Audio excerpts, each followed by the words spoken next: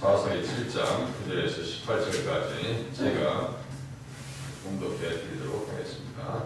그 밤에 여호와께서 기드온에게 이르시되 일어나 진영으로 내려가라. 내가 그것을 네 손에 넘겨 주었느니라.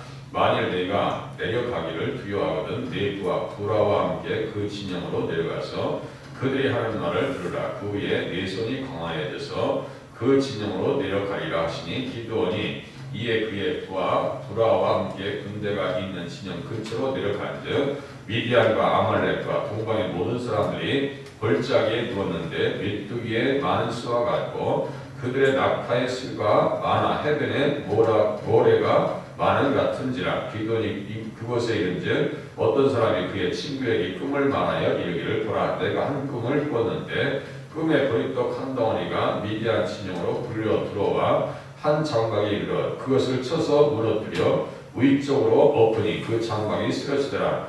그의 친구가 대답하이르되 이는 다른 것이 아니라 이스라엘 사람 요아스의 아들 기드온의 칼이라. 하나님이 미디안과 그 모든 진영을 그의 손에 넘겨주셨느니라 하더라. 기드온이 그 꿈과 해몽하는 말을 듣고 경배하며 이스라엘 진영으로 돌아와 이르되 일어나라 여호와께서 미디안과 그 모든 진영을 너희 손에 넘겨주셨느니라 하고 300명을 세대로 나누어 각 손에 나팔과 빈 항아리를 들리고 항아리 안에는 횃불을 감추게 하고 그들에게 이르되 너희는 나만 보고 내가 하는 대로 하되 내가 그 진영 근처에 이르러서 내가 하는 대로 너희도 그리하여 나와 나를 따르는 자가 다 나팔을 불거든 너희도 모든 진영 주위에서 나팔을 불며 이르기를 여호와를 위하라 기드온을 위하라 하라 하니라. 아멘.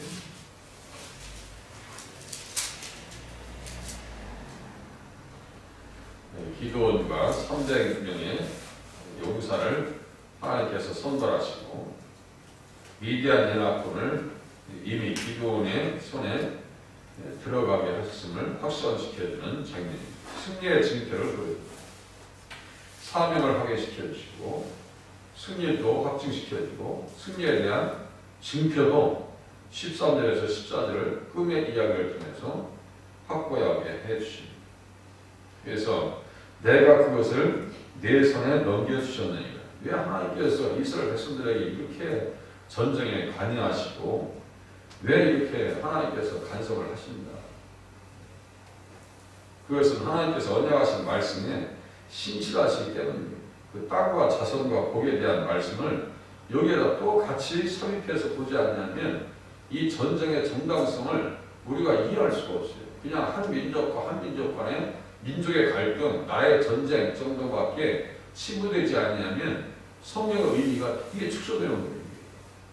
이 구원 역사의 진행을 위한 하나님께서 직접 개입하시는 전쟁이고 그것을 선전이다라고 얘기해요. 그래서 마지막 절에 보면 여호와를 위하라, 기드온을 위하라, 특별히 여호와를 위하라라고 하는 표현을 잘 이해하시는 거예요.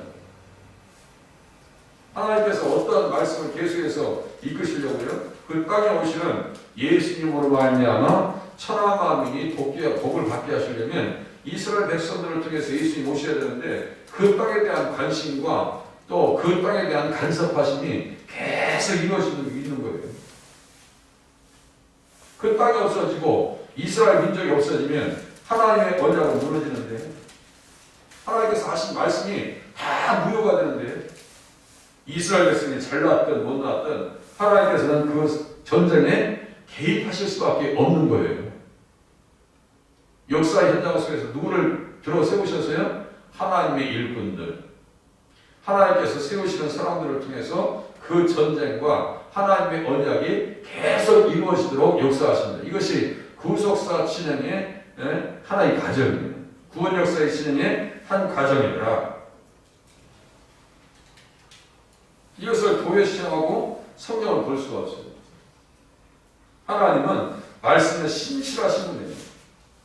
이스라엘의 지존자는 거짓이나 변비함이 없으시니 사람은 변덕스러울지라도 하나님은 바꾸시는 게 없어요. 말씀하신 것을요 그대로 끌고 나가셔요. 상황이 어떻게 되었든 말든 관계없어요. 하나님께서는 이루시겠다고 하는 것은요 절대로 바꾸시는 일이 없어요. 이스라엘 백성들이 바뀌어서 그렇죠.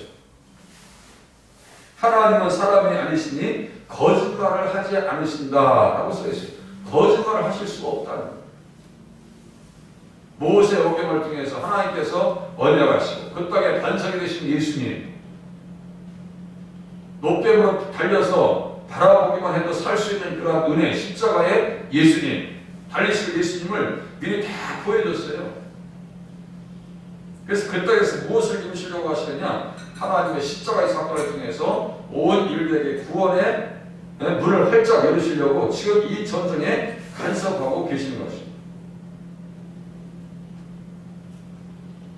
언약을 계속 이루시기 위해서 미디안과 아말렉과 동방의 연합군을 물리치게 하시려고 300명을 선택하셨다고 했어요. 두려움이 없는, 그리고 경계심을 가진, 개가 핥는 것 같이 혀로 물을 핥는 사람들, 깨어있는 사람들을 하나님께서 세우시더라 라고 하는 것을 우리는 말씀을 통해서 확인할 수가 있어요. 깨어있어야 되는구나.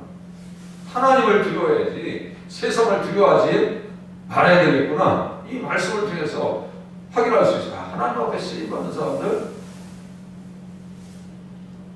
10절에 보면 만일 내가 내려가기를 두려워하거든 내 부하 부라와 함께 그 진영으로 내려가라. 그들이 하는 말을 들으라. 후에 네 손이 강화해져서 그 진영으로 내려가리라. 수도 없이 지금 있는 봉헌되어 있는 12절에 수도 없이 많은 사람들 앞에 내려가서 전쟁하려면 아무리 용장이라고 하더라도 기도원이라고 하는 것은 벌목꾼이라는 뜻이거든요. 용사라는 뜻이에요. 벌목꾼. 아무리 용사할지라도 두려움이 앞서지 않겠냐고. 두려워하거든 그들이 하는 말을 들어봐. 그래서 부하와 부라와 함께 군대에 있는 진영 근처로 내려가라. 12절 미디안과 아말렉과 동방의 모든 사람들이 골짜기에 누웠는데 메뚜기의 많은 수가 같고 그들의 낙타의 수가 많아 해변의 모래가 많은 같은지라. 그래서 그들의 끝 이야기를 듣습니다. 기드온의 그곳에 이른즉 어떤 사람이 13절 그의 친구에게 끔을 말하여 이르기를 보라 내가 한 끔을 부었는데 끔에 보리떡 한 덩어리가 미디안 진영으로 불러 들어와 한 장막에 이르러 그것을 쳐서 무너뜨려 위쪽으로 엎으니 그 장막이 쓰러지더라. 그의 친구가 대답하였되 이는 다른 것이 아니라 이스라엘 사람 요아스의 아들 기드온의 칼이라. 하나님이 미디안과 그 모든 진영을 그의 손에 넘겨주셨느니라 하더라. 사람은요 말대로 됩니다. 말대로 됩니다. 어떤 말을 하는 것인가를 잘 우리 스스로도 한번 분별해봐야 돼요. 어떤 말을 하고 있는가. 말대로 된다니까요. 그리고 전쟁은 심리전입니다. 졌다고 하면 지는 거예요. 하나님이 그의 손에 넘겨주셨느니. 이제 두려움은 누구의 것이 돼요? 미디안 사람들의 것이 된다니까요. 여호수아가 가나안과의 전쟁했을 때 뭐부터 이겼어요? 심리전에서 먼저 이깁니다. 심리전에서. 아합이 얘기합니다. 우리의 간담이 다 녹았다. 정신을 잃어버렸다. 기브온 백성들도 와서 얘기합니다. 우리가 다 두려워서 당신들과 죄악을 맺읍시다. 들어왔어요. 그들을 살려준 이유가 신명 20장 10절에 근거합니다. 내가 어떤 성으로 나가서 치료할 때 그 성읍에 먼저 화평을 선언하라. 그 성읍이 만일 화평하게 회답하고 너를 향하여 성문을 열거든 그 모든 주민들에게 내게 조공을 바치고 너를 섬기게 하라. 이 말씀이 근거가 되어서 그냥 여호수아를 묻지 아니하고 죄악을 치게한 거예요. 어쨌든 그 전쟁에서 수기로 돌아오고 그들이 멸망한 것은 뭐예요? 심리전에서 먼저 패배한 거예요. 두려워하면요 하나님 앞에 쓰임받을 수 없다라고 하는 것을 우리가 확인할 수가 있습니다. 그 성전을 통해서 이스라엘 백성들이 하나님 앞에 확신을 갖게 돼요. 담대함을 갖게 돼요. 그래서 15절에 보니까 기드온이 그 끔과 해몽하는 말을 듣고 경배하며 이스라엘 진영으로 돌아와 이르되 일어나라 여호와께서 미디안과 그 모든 진영을 너희 손에 넘겨주셨느니라 하고. 넘겨주셨다는 하나님께서 하셨다는 게 중요한 거예요. 300명을 3배로 나눠 몇 명 되지도 않는 선전령을 세대로 나눕니다. 각 손에 나팔과 핀 항아리를 들고 항아리 안에는 횃불을 감추게 하고 그들에게 이르되 너희는 나만 보고 내가 하는 대로 하되 내가 그 진영 근처에 이르러서 내가 하는 대로 너희도 그리 하여 나와 나를 따르는 자가 다 나팔을 불거든 너희도 모든 진영 주위에서 나팔을 불며 이르기를 여호와를 위하라 기도원을 위하라 하니라. 전쟁은요 기도원 자신을 위한 전쟁이 아니고 누굴 위한 전쟁이에요? 여호와를 위한 전쟁. 무엇을 이루게 하기 위해서요? 요한복음 12장 30절입니다. 전혀 관계없을 것 같죠? 잘 들어보세요. 예수께서 신포도주를 받으신 후에 이르시되 다 이루었다 하시고 머리를 숙이니 영원히 떠나가십니다. 다 이루었다는 거예요. 하나님께서 구약에 말씀하신 것을 다 성취하시고 그 약속이 이루어지고 복된 역사가 이루어졌다, 완성되었다라고 하는 말씀이 다 이루었다요. 그 과정 속에서 지금 어떤 전쟁이 있는 거예요? 기도원의 전쟁이 하나님의 손에 의해서 이루어지고 있는 겁니다. 여호와를 위하여. 홍해를 건넌 사건도 누가 간섭하세요? 주님께서 간섭하십니다. 우리가 잘 아는 여호사밧도 똑같은 경우에요. 전혀 여호사밧도요 전쟁에 대해서 준비가 된 사람이 아니에요. 유대 왕 중에 한 사람이에요. 전쟁이 준비가 안 됐는데 모압 자손과 암몬 자손들이 마온 사람들과 함께 여호사밧을 치러 올라옵니다. 아무런 준비가 안 돼 있어요. 전쟁 준비가 하나도 안 돼 있어요. 그때 메일 사람 야하시엘이 얘기합니다. 유다와 예루살렘 주민과 여호사밧 왕이여 들을지어다. 여호와께서 이같이 너희에게 말씀하시기를 너희는 이 큰 무리로 말미암아 두려워하거나 놀라지 말라. 하나님께서 간섭하시는 전쟁에서 명령은 다 똑같아요. 걱정하지 마. 내가 함께하나. 내가 주장하마. 두려워하지 말라. 이 전쟁은 너희에게 속한 것이 아니요 하나님께 속한 것이니라. 그랬어요. 지금 기도의 전쟁은 누구에게 속한 것이에요? 하나님께 속한 전쟁이에요. 그래서 여호와를 위하라는 표현이 나오는 거예요.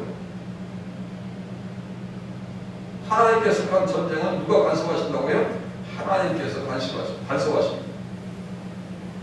그래서 여호사밧 왕이 얘기합니다. 너희와 함께한 여호와가 구원하는 것을 보라. 유다와 예루살렘아 너희는 두려워하지 말며 놀라지 말고 내일 그들을 맞서 나가라. 여호와가 너희와 함께하리라. 그래서 그 사람들 한 게 뭐냐면요 찬양밖에 없어요. 이 사람들 한 게 뭐 있어요? 나팔을 불고 그릇을 깨고 외친 거 외에는 없다니까요. 하나님께서 함께 하시면 하나가 철을 쫓고 그죠? 둘이 만을 쫓는 그런 역사를 경험할 수 있다는 거예요. 이 시대가 정말 어려운 때죠. 하나님 나와 함께 하시고 우리 교회와 함께 하시고 우리 가정의 자녀들과 함께 하여 주셔서 이 어려운 때를 정말 승리하면서 주님 앞에 영광 돌릴 수 있기를 바랍니다. 자중질환에서 끝나요. 이 전쟁이 그렇게 된다니까요. 하나님께서 은혜를 더하여 주시옵소서. 기도하시는 이 새벽이 되시기를 바랍니다. 기도하겠습니다.